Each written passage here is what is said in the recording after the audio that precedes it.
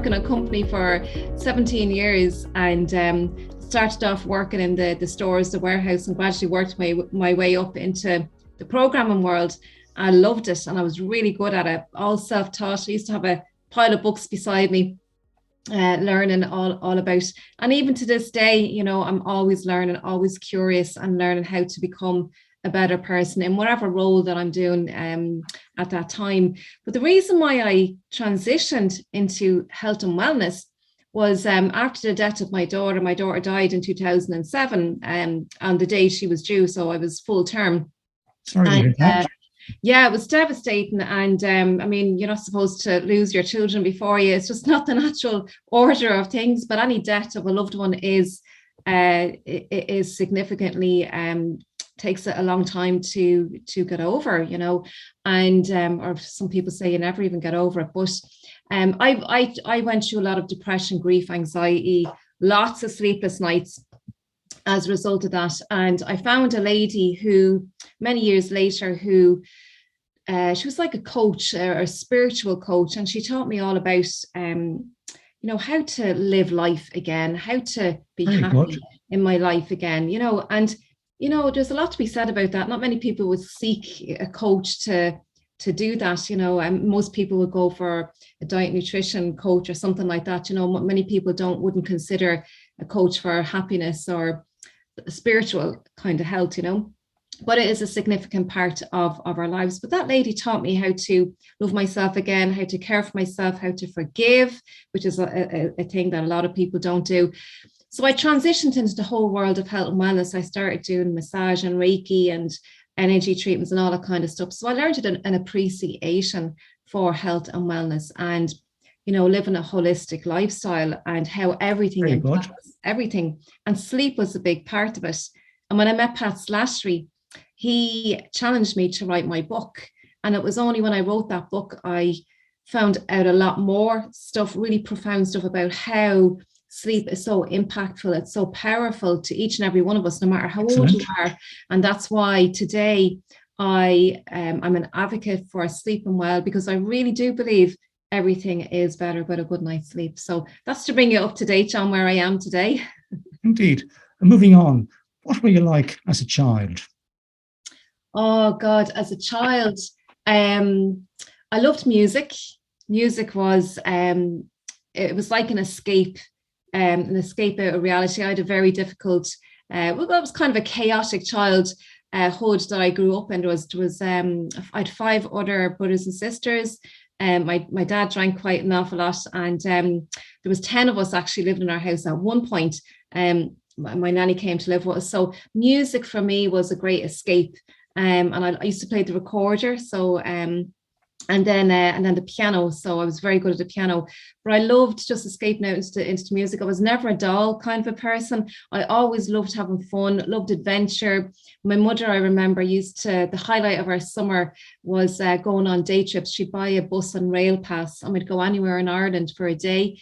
And sometimes we'd have a week pass, and that was the highlight. And we'd go to the mountains somewhere, or photo wildlife down in Cork, God knows where. And they were the best days of my life. I loved being outside in nature. And so I loved a bit of fun, as any child would. So yeah, so that's what my childhood was like. Oh, very good. I remember trying to play the recorder myself, and I must say it wasn't for me, but because I didn't have the finger coordination. But both of my siblings, my sister and brother, they became quite adept. My sister was very good at playing the piano, and my brother Mark, he liked the Spanish classical guitar. So beautiful. Yeah, indeed. So they enjoyed their bit of music. Yeah. Indeed. So moving on from that, explain for the audience what success means for you. That's a very individual question, isn't it? What success? It is. Yeah. Yeah, because most people would think it's,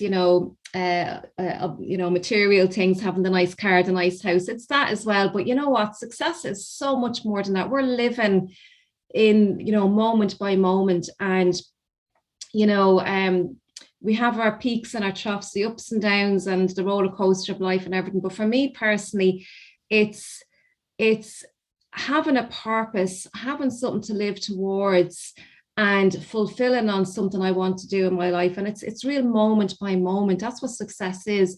And even if you fail, some people say there's no such thing as failing, but there's teachings and everything. I was listening to a podcast last night, all about the sage mind and the saboteur mind, right? And the sage mind is where you can see the gift in everything that happens, like even if there's an adversity or something, because I really believe that life is for learning and becoming better all the time. And that's what success is for me, is when I'm on that side of being able to see gifts in everything and work through adversities by seeing the good in whatever challenge that I have or whatever. And it's happening all the time. And that's what success is for me. Yeah, I think you summed up there very well the book called Mindset, written by Carol Dweck, where she talks about the fixed mindset and the growth mindset. Yeah. And the person who has a fixed mindset, they see failure as an end game. The person with the growth mindset sees failure as a learning point, and they are a better person for it, and they learn from it, and they move forward in their lives. Yeah. What advice would you have for a senior executive who wakes up at maybe 2 or 3 o'clock in the morning and they're interested in looking at Facebook, Twitter, Instagram, LinkedIn? They just... Oh my God. Do you know what? When I hear that, and there are so many people, John, that do that, they wake up in the middle of the night and they can't go back to sleep. So what do? They go straight for the phone, and so many people have their phone beside on their bedside locker. So many people do. And I'm not making people wrong, because a lot of people would use their mobile phone as an alarm clock. So there's a couple of things there. So first of all, looking at your mobile phone in the middle of the night. So the blue light, first of all, is stimulating your brain, and it also blocks out your melatonin. And melatonin is a hormone that we absolutely need for sleep. And the blue light, what's happening there, John, is, and you see, this is when people understand this and they get a different perspective and a different appreciation then, right, of what's going on and what's happening as a result of using their phone during the night. This blue light blocks your melatonin, which makes it even more difficult for you to sleep. And then it gets you out of sync of your whole rhythm. So we are creatures of rhythm. We've over 10,000 years, that we're living on planet Earth. We've evolved with this rhythm of daytime, nighttime. So it's really hardwired into us. So this blue light, this artificial light, and if you think about it, only in the last number of years, we've had internet and mobile phones. So it's only in the blink of an eye, and when you look at in terms of evolution, and it's having this massive impact. And there's more and more people now that are having difficulty sleeping. And the other thing, John, is it stimulates the mind. So it creates this dopamine effect. And dopamine is a neurotransmitter, but it keeps us addicted, if you like. It keeps us, so it's a seek and reward neurotransmitter that keeps us on the phone. So this is why we actually cannot put the phone down. So that's another thing that's going on when we pick up the phone at nighttime. And the third thing, John, with the mobile phones at night is when you're using Wi-Fi or your data, this EMF, this is a radiation, and our body needs a break. We have these phones on us all the time in our pockets, in our bag, close by us, and our body has never been like, this is a sudden impact of EMF that we're having now, and it's the accumulation of EMF that we're having, and it does have an impact right down to the cellular level. It affects our mitochondria, which is our energy. It produces energy in our body. I won't get into it in depth, but all these factors are a very big reason not to be using your mobile phone in the middle of the night. So I hope that answers your question. Indeed. So I'm going to have to find another place to leave my phone at nighttime, apart from my bedside locker. Maybe leave it in my office. And the other thing is, John, is if you do need to use your mobile phone at night for an alarm clock, turn it onto flight mode. Your alarm clock will actually still work, because a lot of people ask me that question. So you can turn your phone onto flight mode, and then you won't be getting the EMF radiation. I understand what you're saying there. It's like when you're flying with Aer Lingus, you can turn on your iPhone, your iPad, and leave it in flight mode, and then you're okay. Yeah, exactly. Describe for the audience how you measure success. How I measure success? Oh my God. That's a tough question. So really, John, for me, it's about being aware, right? Because I'm becoming more and more conscious of looking out for, well, what is working in this situation for me? What can I do in this situation? So asking yourself empowering questions will bring you more success. And the more I become conscious of this, the more successful I am in becoming a better person. Now, I'm not always going to get it right because I'm a human being. And as I said, we're here on this earth over 10,000 years. So we're very much hardwired, you know, so it takes a lot. And then we talk about, you know, childhood traumas and all this. And, you know, a trauma could be anything from an inconvenience to a catastrophe, you know, depends on how it's perceived by that individual. So we have that going on, how we're conditioned as we're growing up as well. So we're challenged with all these new wirings, if you like, but we can unlearn all of that and relearn it again. But in my opinion, it's a matter of becoming conscious. And when you can do this, this will bring you more success. You will be likely to have more success in your life. And this is how you can measure by how conscious you can be and how aware. And it takes practice. And the more you do it, and it's all about repetition and just practicing it. So practicing it is just doing it and just being more aware. Practice being aware every day. Even just, you know, take what I used to do, John, was I'd set my alarm clock for, say, 3:00 in the afternoon. And I say, okay, now I have to be conscious of what's going on around me and just taking it in, rather than be busy reacting, because we're all reactive in nature a lot of the time, rather than being responsive. When you can be responsive, you are bringing it through the analytical conscious mind. So when you are more conscious and more aware, this is a measure of success, I suppose, for me personally anyway. Very good. Good answer to a difficult enough question. Yeah. Taking it back to your childhood, and you mentioned there a few minutes ago where your mum used to get rail and bus passes maybe for a day or for a week. Yeah. She would take her family out to the country. Did you get a love of nature as a result of those experiences? Oh, John, you know what? I think I'm so grateful for my mother for doing that for us. You know, I know in those days we did not have internet. Right, we didn't have mobile phones, right? So it was a case of having to get us out of the house, and you know, because children love being outdoors, and children are very connected to nature. And you see, it's what's happening over the years that we, as adults, parents, teachers, we're unconditioned and we're disconnecting them from nature. You know, with these bloody things, you know, every child. My daughter is 11 years of age, and she's the only child in her classroom who does not own a mobile phone. Now, I'm finding it very challenging at the moment, right? Because peer pressure and all of that. Okay. Indeed. So I think it's really important, especially when it's nice and sunny, and it's so important to get sunshine, because sunshine, again, 10,000 years, you know, human beings on the earth, we've evolved with sunshine. We absolutely need sunshine. It does so much for us, makes our vitamin D, helps us make our melatonin. Melatonin is not just a sleep hormone, it's a super antioxidant as well, which a lot of people are not aware of.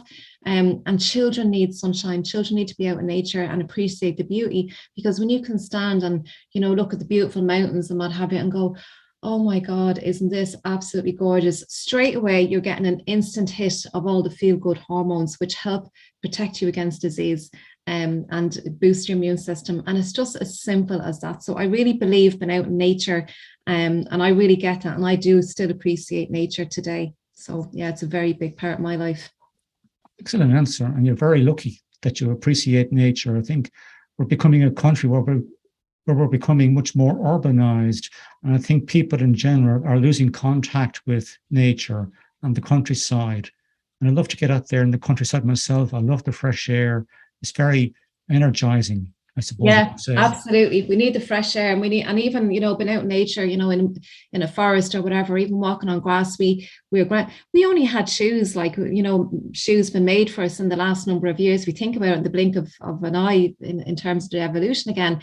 We used to walk around barefoot, and now we are not as grounded as we used to be. So nature is, so really take off your shoes, paddle in the water in the sea, you know, the salt water. It's super important, and it's so easy, and it can really bring us back to our strength, if you like. So there you go. Yeah.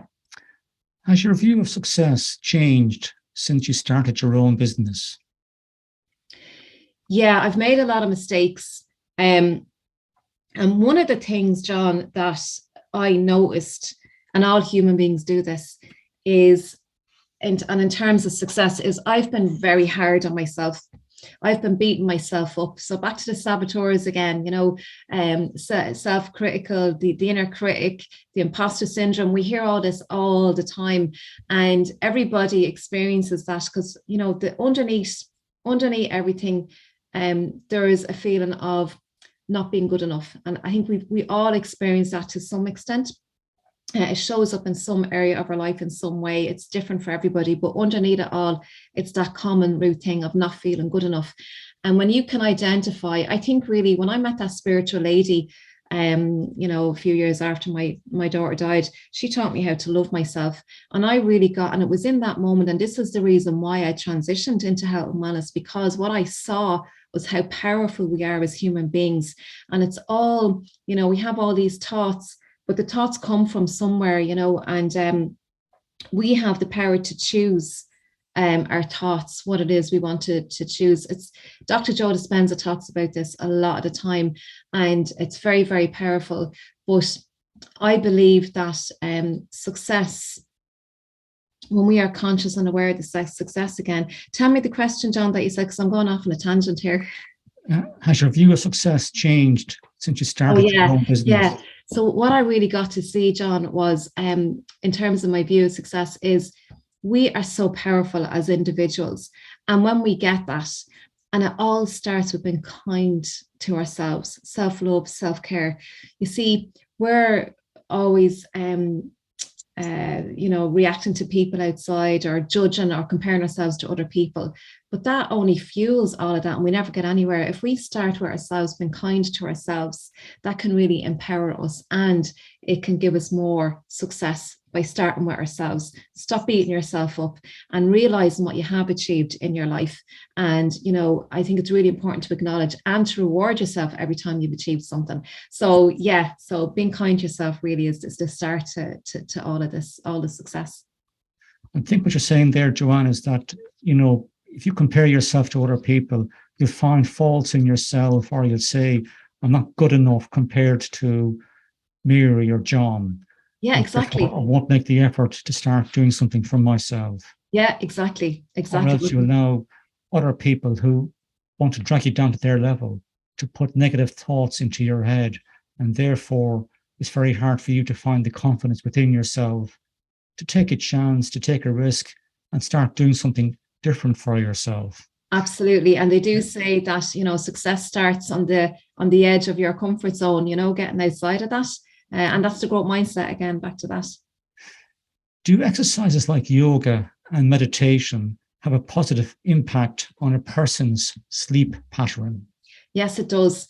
Yes, it does. Absolutely, John, because we're so distracted. We're out there in the world, right? We're busy. I hear so many people saying, oh yeah, I'm flat out. I'm really busy, right? And when I hear that, I go, oh my God, because words have power, right?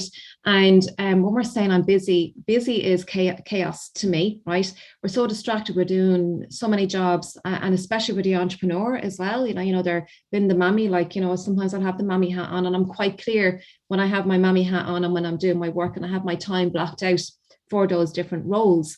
But we're so distracted during the day. It's when we hit our head on the pillow at nighttime, those distractions are gone. And this is where the anxiety comes, and all these thoughts, our head is filled with stuff and we just can't get asleep. The head is just buzzing. And this is why, John, and so many people experience this. So when we do yoga, meditation, it gives our mind time to process whatever has happened or gone on. It gives our mind time to process. But you see, we need to connect to ourselves. We talk about our gut feeling, this self-connection, and many people have lost this gut connection. We had it when we were a child, but we're so conditioned that we've lost it over the years. And it's really so important that we can connect to ourselves, to ask ourselves, well, what is really important to me right now? Because many of us are doing things to please the other person. If they're happy, I'm happy, keep the peace, all this kind of narrative. So it's really important to understand what it is that makes you happy, and you can find that out in the stillness. We have to be still, and this is where yoga, meditation, even walking. I think there's a big misconception, a big misunderstanding about meditation. People go, oh, it's woo-woo.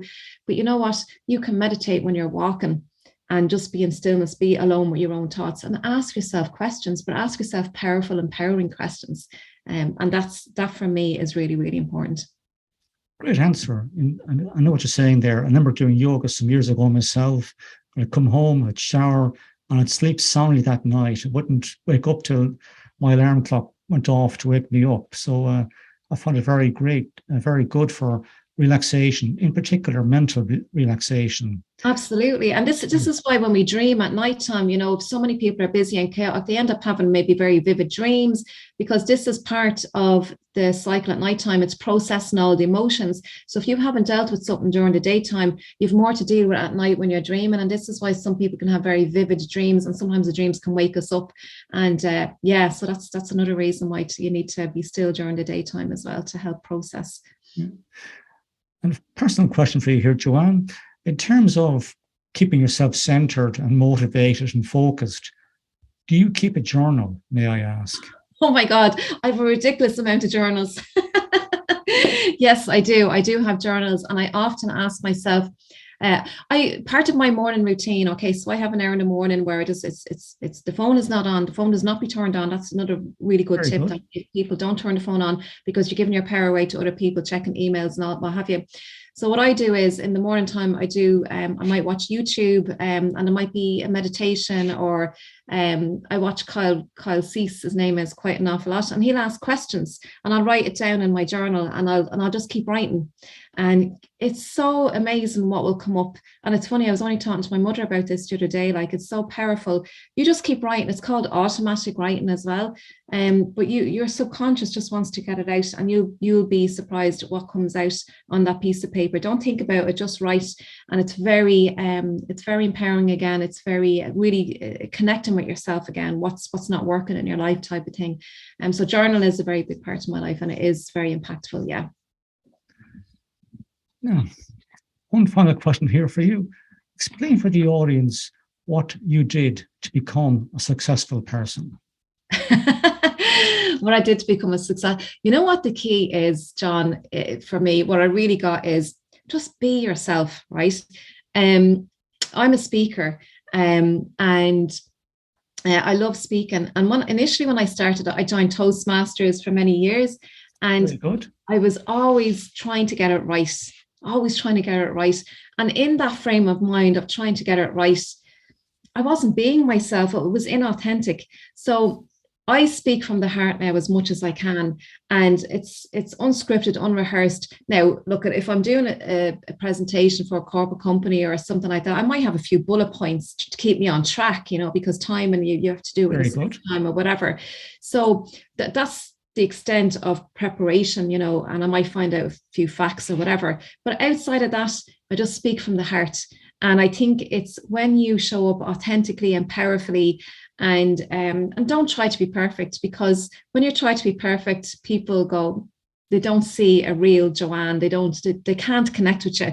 I think it's when you're being vulnerable and you show your true self. This is allowing people to connect with you on a deeper level, because they really see you for who you are. And I think that's so important in communication. Communication is a very big. I know John McGuire, you had him on your program, and he talks a lot about communication. And I think that is what's missing for so many people, is to be able to communicate effectively and really see and hear people and listen to people.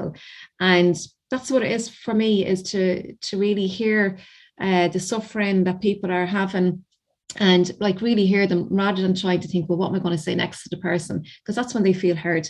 So that, together with speaking from the heart, is what works for me. Very good. Well done. It's a great answer to a tricky enough question.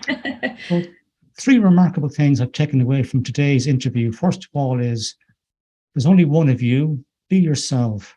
Don't try to copy other people in life, or to compare yourself to other people in life, because you're only giving yourself reasons not to take a risk or to do something purposeful in your life. Secondly, in terms of success, it's not always the material things that in life that make us happy. It's having a purpose and having clients who you can help to make their lives better.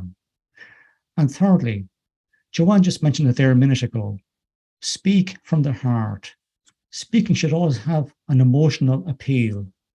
Don't have rehearsed speeches. Always speak from the heart and have bullet points as an aid memoir. Is there anything else you'd like to say before I let you go, Joanne? Just while you were summarizing those things, John, when you were mentioned there about comparing to other people and all that kind of thing, it's absolutely exhausting because there's resistance there. You see, there's resistance and you're always fighting, and people don't see this. But when you can see that and appreciate that, that's another thing that causes people not to be able to sleep well. Anything that causes us stress in life, how we're living our life, how our lifestyle is, what we think, what we do, exercise and being out getting enough sunshine.